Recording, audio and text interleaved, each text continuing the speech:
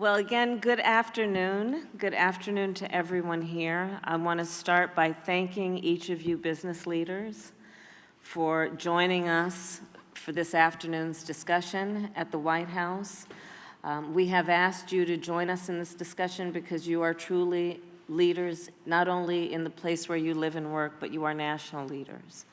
And it is through the benefit of a discussion with you where we are going to listen more than we talk, that we will get feedback and perspective on how the work that we are doing is helping our small business leaders, our entrepreneurs, to grow. We fully understand that when our entrepreneurs and our small business leaders are strong, America is strong. Because what you do is the work that is, yes, about innovation. It is the work that is spurred by creativity. It is the work we always want to encourage that is about aspiration and ambition. And it is the work that really is the undergird of the economy of the United States of America. Small businesses and small business owners, then, represent half of America's workforce. Half of America's private workforce works for or runs a small business. And when I think about our small business leaders and each of you, I know who you are. You are not only leaders in business, leaders in innovation, entrepreneurs, but you are also civic leaders. You are community leaders. You are role models. You hire locally, you mentor, and you inspire. So when we think about the work that we must do, for me as Vice President of the United States, for us as an administration, it is about continuously focusing on what we can do to strengthen our nation. And that means strengthening and supporting the work that each of you has accomplished that brings us to this conversation today and the work yet to be done moving forward. At this table, we have entrepreneurs, small business owners who are working in the area of space, technology, addressing the climate crisis and understanding the opportunities that exist there in terms of growing a clean energy economy and growing a workforce that has the skills and the ability to lead where we can be unburdened by where we have been. The leaders at this table have shown grit and creativity in terms of pulling together their resources to grow an idea into something that actually benefits communities and all of society. And the work that then we are going to do coming out of this meeting is to continue to then grow our administration's focus on what we can do to support you. For example, when I was a United States Senator, I worked with some of the senators who were there at the time, and we got an additional $12 billion to go into our community banks, community lenders, CDFIs, understanding that financial institutions that are rooted in and run by folks who understand the community are best situated to understand the capacity of the community, the needs of the community, the mores of the community, and then to understand how to appropriately invest in the potential and the growth of a community. So we're going to talk a little bit about that, which is what can we do to strengthen the work that we have been doing with community banks in a way that it assists you to continue to grow. We're going to talk about the realities for any small business, including in particular small businesses owned by people of color, Black people, Latinos, Asians, others, in terms of some of the challenges that exist for anyone but are of a particular concern for our small business owners who are people of color, which is access to capital, access to markets, access to consumers, access. And what can we do to facilitate and better improve access so that you can then be out there to compete? Because if your product's good, you will be able to do that, but access to resources shouldn't be the obstacle between you being able to have what is necessary to compete in a fair way or not. To that extent, yes, we do talk about equity. We actually believe it is a good principle. In spite what some so-called leaders might try to suggest. We are proud of the fact that equity is one of our guiding principles. Proud of the fact that we understand equality is important, but not everybody starts out on the same base. So it sounds like it might be right, everyone gets an equal share and then they should compete and the best thing will win, but that assumes everyone starts out on the same base. Equity takes into account that that may not be the case, but we want to give everyone an equal opportunity to compete and to not only survive but thrive. So these are some of the guiding principles behind us coming together today. But most importantly, we are here today to recognize your excellence and to hold that up as models of who we are as a nation and what we can do to continue to grow not only our economy, but our capacity and strength as it relates to so many issues. So again, I thank the leaders for taking the time out of your busy schedules, for so many of you for traveling to make the journey to be here for this important discussion. And I now will turn it over to Deputy Secretary Graves from the Department of Commerce to help moderate our discussion. I also want to thank Undersecretary Cravens for your excellent work and for the conversations that we will have about how we support our young men of color who are the entrepreneurs and business leaders in our country. With that.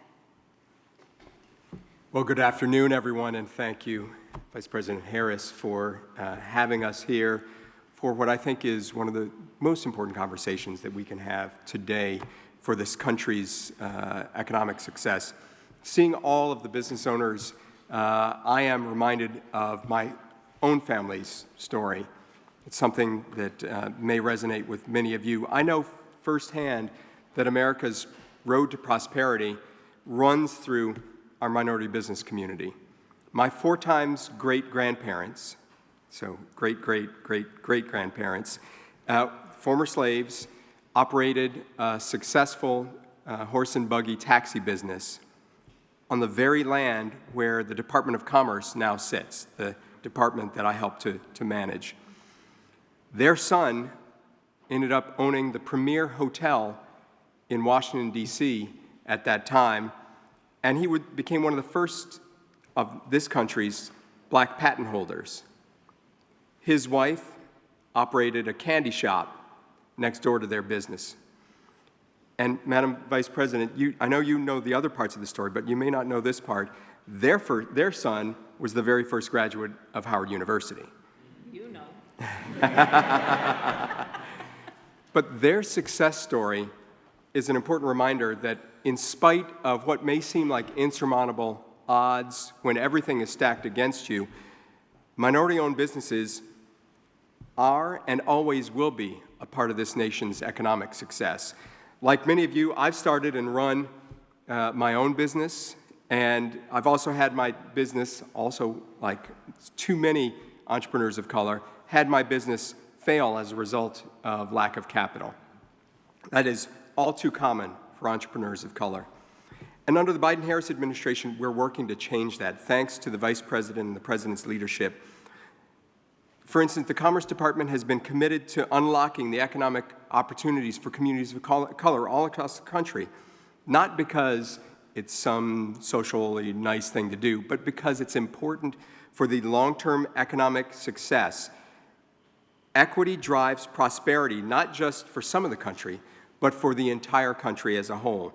Providing aspiring entrepreneurs of color access to opportunity, to resources, to information, to entrepreneurial ecosystems, we're creating opportunities for women and men across the country that unleashes the potential for innovation, and we know will lead to growth that benefits all of us.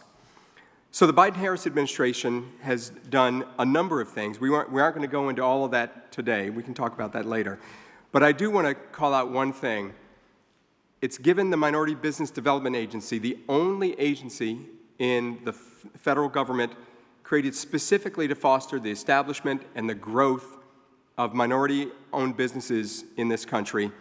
It's given MBDA a permanent seat in the federal government, the first time in our history, empowering the agency to double in size and make historic investments that we know will expand the reach of the agency to communities that have not had that type of exposure and that support. Just last year, and I'm sure that Undersecretary Cravens will talk about this, MBDA launched $93 million capital readiness program grant competition, which is the largest of its kind in MBDA's history, to help minority and other underserved entrepreneurs to grow, to scale their businesses.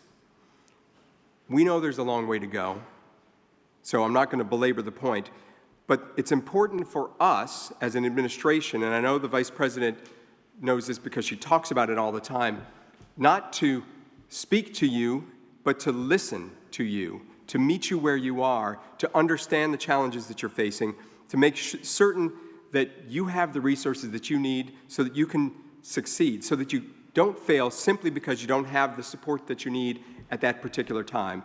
So that's why this conversation is so critical right now, not just for these business owners, but for so many across this country and for our long-term economic success. Madam Vice President, thank you so much for having me. I look forward to the discussion. Now it's my pleasure to introduce my dear friend and someone who has been a leader, who's been a small business person himself, former elected official, a current reservist. Thank you for your service to the country in many ways.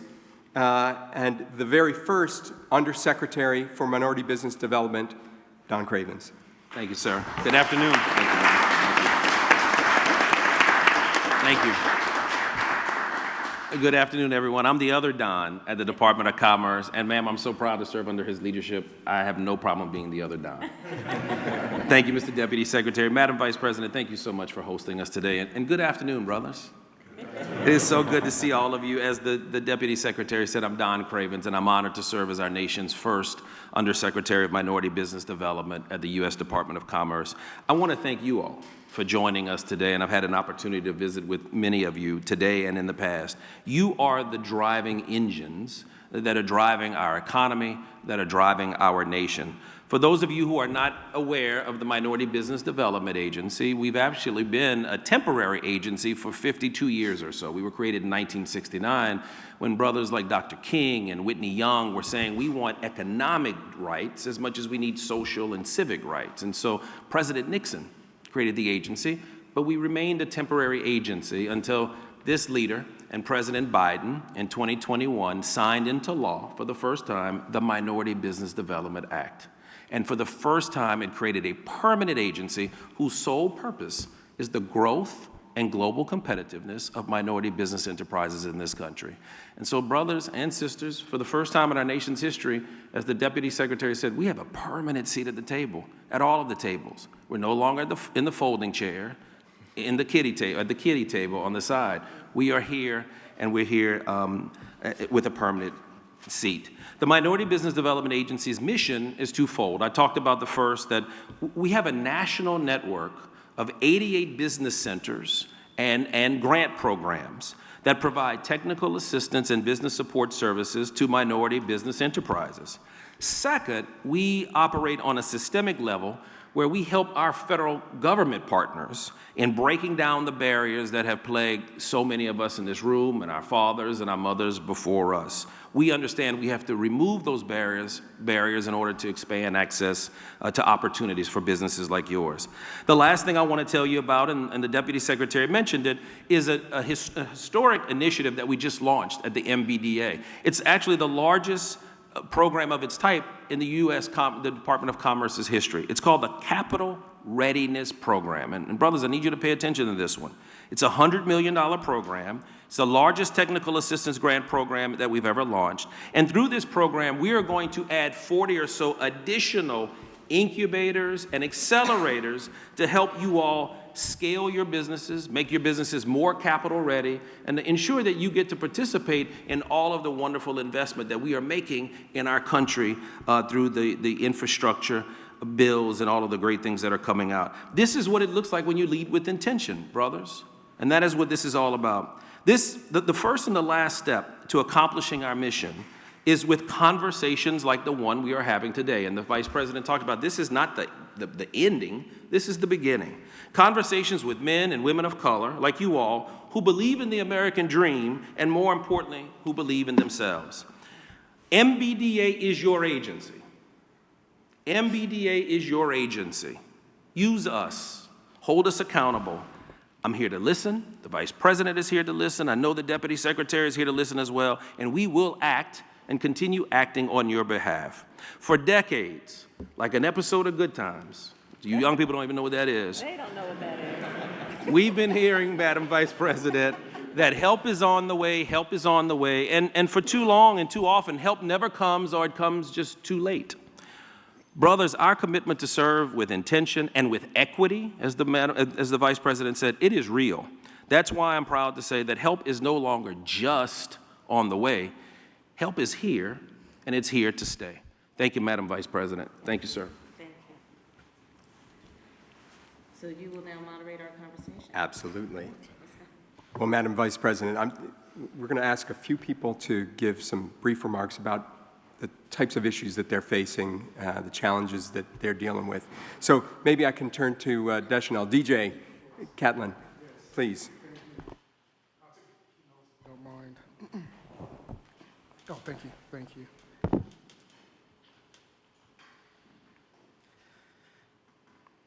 Hello, my name is Dejanel Catlin. I'm a former NASA engineer who recently resigned to co-found an impact-driven organization called the Equity Space Alliance, in which I currently serve as the Chief Operations Officer.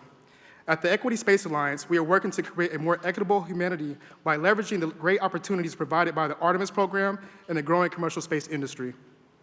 We are working to position and prepare the next generation of space entrepreneurs, researchers, and businesses from underserved communities, creating commercial space company founders from historically underserved communities. Our mission is to advocate, educate, and facilitate equitable ownership within the space industry, resulting in an economy that better reflects America and humanity and that is equipped for the future. Prosperity Now and the Institute for Policy Studies projects that the average Black family's household median wealth will reach 0 by 2053, and Latinx wealth, 0 by 2073. This is a social disaster that indicates the end of the American dream for many of us. There is a critical need for economic stability in historically excluded communities. The space economy, projected to surpass $1 trillion by 2030, can be the launchpad that changes the trajectory in these economic distressed communities. So my co-founder, Janaea Griffin, and I, two recent graduates of the Thunderbird School of Global Management, Space Leadership, Business, and Policy program, have created this Equity Space Alliance to do exactly that. What does a successful mission look like for us?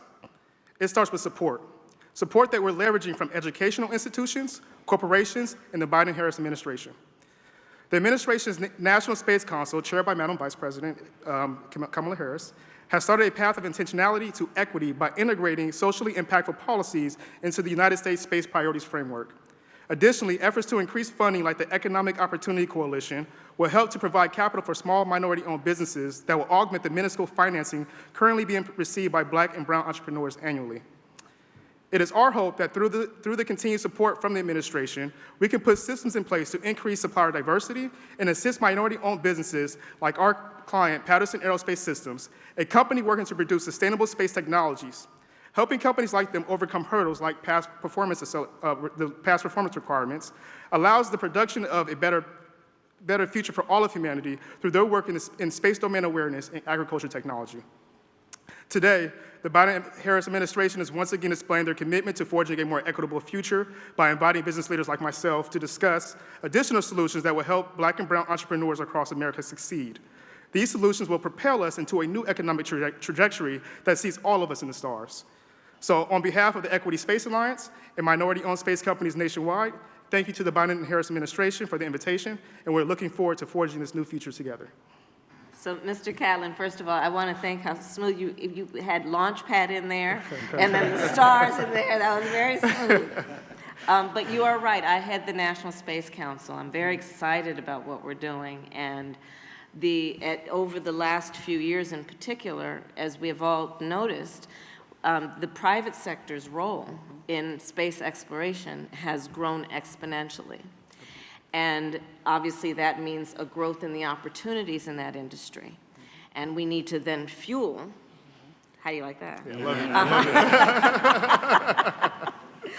Right, the pipeline around who's in that field.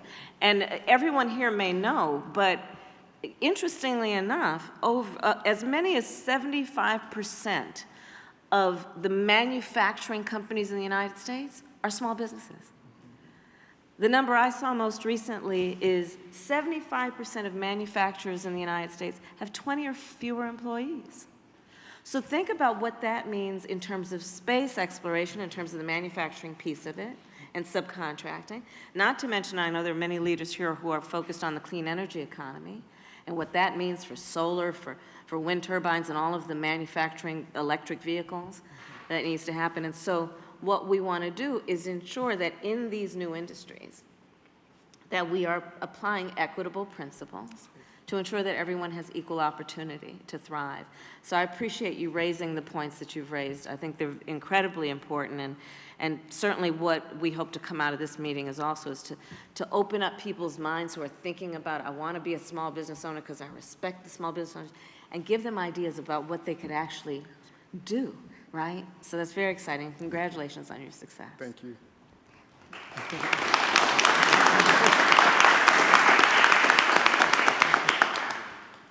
Madam Vice President, we'll turn to Chandler Malone from Boot Up next.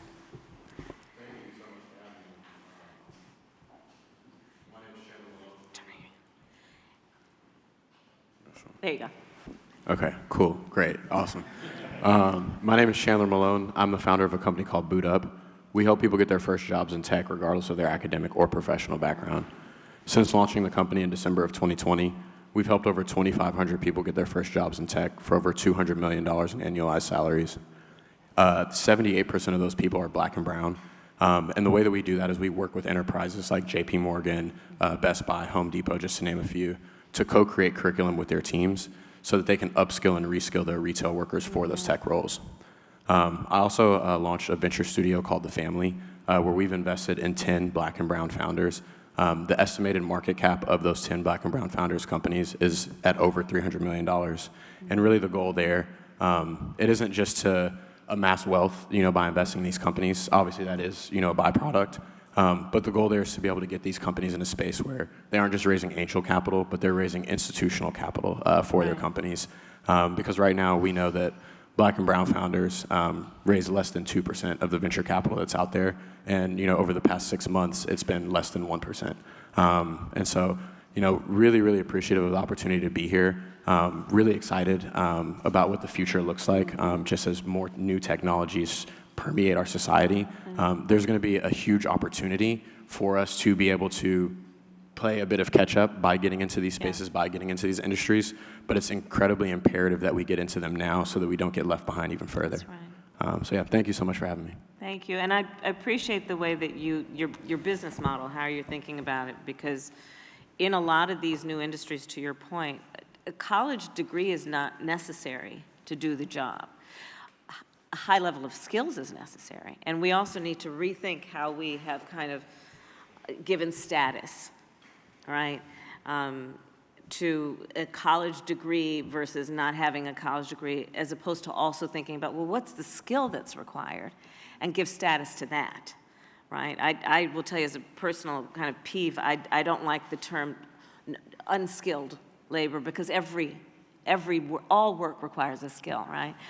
But on, in particular, the point that you're addressing around technology and by extension, space and climate, so many of these jobs really, if we started to also think about how industry, and that includes all of the leaders here, describe the job, as opposed to a fancy title or a degree, the skill that is necessary. So to your point around workforce development, we're then also sending signals to the educators, to the trainers, to the apprenticeship programs, about what they should be training for, because these are the jobs that need to be filled. So you really are in front of where I think all of this has to go. I've been convening CEOs in our country and abroad. In Japan, for example, I've convened Korean CEOs and talking about just this point. Let's define the job based on the skill that's required, and then fill that up.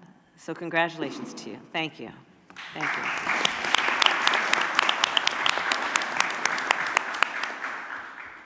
And Chandler, just so you're aware, thanks to the Vice President and the President's leadership, From our department alone, there's about $55 billion being invested right now in things like semiconductors, in tech hubs.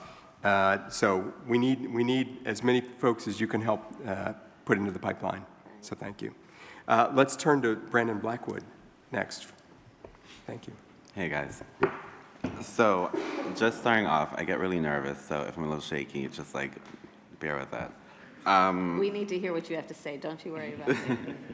So my name is Brandon Blackwood. I am owner, founder, designer, CEO of my brand Blackwood, New York. We started from my mom's basically kitchen to now. We have our own showroom. We're doing pretty well, I think. With us, I really, the brand really like kind of lives on social media. That's kind of where we blew up, and that's where we like really got a lot of our support from. And just now today, what happens, and I kind of always like, I always hit like a crossroads, is I see a lot of other like younger kids trying to like do the same thing, start a business of their own, and I'm always hit with the fact that I don't really know where to direct them or where to help them or like where to, kind of tell them. There's programs like the CFDA, there's other smaller things, but on a larger level, most of them are just based in New York. I would love to see something where it's a little bit more national, where whether you want to be a designer, you want to work in tech, you want to work in space, I don't know how, but you know what I mean? Just like, if you don't want to make handbags and accessories like me, I still want a younger, someone with entrepreneurial like spirit to be able to have that access. The majority of my customers are Black and POC. The only reason I'm here today is because I've had that support. I've had that kind of like, community around me. Kind of moreover, I'm sorry, I'm just thinking all my issues, but kind of moreover, I see now, my brand is building. Last year, we grossed like 30 million, which was like a big deal for us. But that was grossing it. At the end of it, it was not so cute. And for me, it was like, I'm working so hard. My team is only getting bigger. We have so much to do, and I feel like all my resources are not necessarily going back into my brand. And I think everyone in here, we all kind of look the same. We're not given the same kind of like starting place. And once we get to a level of success, I don't have like a sob story, but once we get to a certain level of success, I'm like, okay, now here I hit a ceiling. Where do I go from there? My competition, I truly feel they're only beating me because I don't have the knowledge and I don't have the access. I don't know all the tricks and the tools to get to that next level. I want to be the next coach. I want to be the next whatever brand, but I can't necessarily get there because I don't know where else to go. And that sucks to say it out loud and to know that there's so many other people that look up to my brand and like a lot of the people in this room. So yeah, I just want to know like, ultimately, I hope I hear something from this, but basically, how do I pass that ceiling? How do we all, in our respectful like businesses, break that ceiling, continue? We're all here successful and like we're here for a reason, but how do we really compete with our competition? So yeah. So you hit on such a critical point in terms of also a subtext for this conversation, which is about equity and recognizing the particular challenges of businesses run by people of color on the access to capital piece. Because what you have hit on is a huge issue, which is you might be able to get the $20,000 loan, but what about the $5 million loan? You may have a small business that has 5 people, but it's also a small business to have 100 employees. Small businesses to grow, it's not only about having your product on your shelf and paying the bills every month, but it's about, can you actually grow? And so that's a part of our focus, and I'm so glad you raised that, because that is intentionally why we've asked the business leaders who are here to be here, because so many of you are in that zone where you may have got some startup capital because you may have a relative, or you just had some savings or some money, but to get to the next plateau, that's almost a bigger hurdle than that first plateau. And so that is part of why we have asked you to be here, is to talk about how we can start to uplift that point and address it, both in terms of, like you said, also individual as well as institutional. I think you were mentioning that too, how we are thinking about that in terms of capital. and access to that, so that you can truly compete on every level. Because what I said at the beginning remains very true for us in terms of how we're thinking about this. This is not just about you surviving. It's about your ability to thrive and grow and compete at every level that you are prepared to. So thank you for that point. Thank you.